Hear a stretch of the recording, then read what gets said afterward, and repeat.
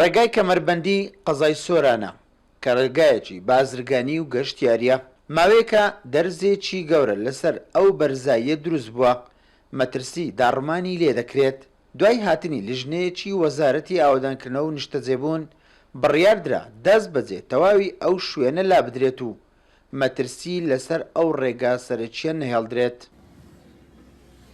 دوای ئەوەی لە مانگی چارەوە ئاگادار کرانەوە بەبوونی دەرزێک لە دانیشتەلاری ڕێگای کەمەربەندی سۆران، دەستبەجێ تیمەکانمان گەشتە شوێنی دەرزەکە و ڕوپەیەکی سەرەتاییمان ئەنجامدا.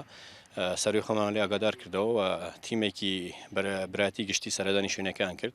بڕیاریاندا بە زووترین کار دەست بکرێت بە لادانی ئەم شوێنەی کە دەرزی بردووە، چونکە مەترسیدارە بوو سەر ڕێگای ئەم ڕێگا سەرەکیە کە ڕێگا سەرەکی هامڵتونە کوماری ئیسلامی ئێران بە هەرێمی کوردستانە بەستێتەوە و ڕۆژانە هەموو شوێکی زۆری هەم گەشتیاری هەم بازرگانی بەم ڕێدا هەیە. ئەمڕۆکە لە سێم ڕۆژی جەژنە لە کاتژمێر هەفتی بەیانیوە بە 15 ئامێر و خەریکی لادانی هەم ئەم شوێنینە هەم دروستکردنی ڕێگایەکی تری بەدیلین. ئێستا لە بڕی ئەو ڕێگایە تیمەکان سەرقاڵی لێدانی ڕێگایەکی جێگرەوەن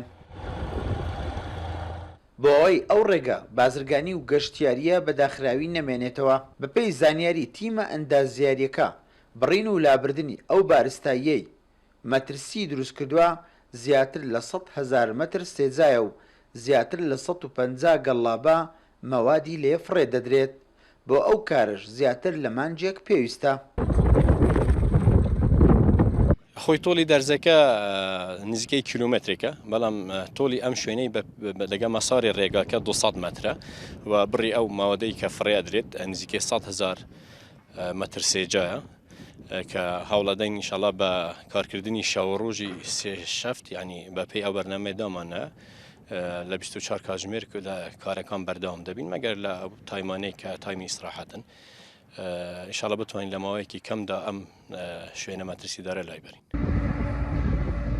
ئەو ڕێگای کەمەربەندیەی دەکەوێتە نێوان قەزای سۆران و قەزای ڕەواندوس. لە ساڵی 2012 ئەو ڕێگا کەمەربەندیە جێبەجێ کراوە بەهۆی بڕینی بەرزاییەک بەستونی زیاتر لە 40 مەتر. ئێستا مەترسی داڕمانی دروست کردووە. بۆیە جارێکی تر حکوومەتی هەرێم وەزارەتی ئاوەدانکردنەوە و نیشتەجێبوون بە تێچووی 600 میلیۆن دینار مەترسیەکانی ئەو دەرزە چارەسەر دەکات. عوسمان، کورتسات نیوز، سۆران.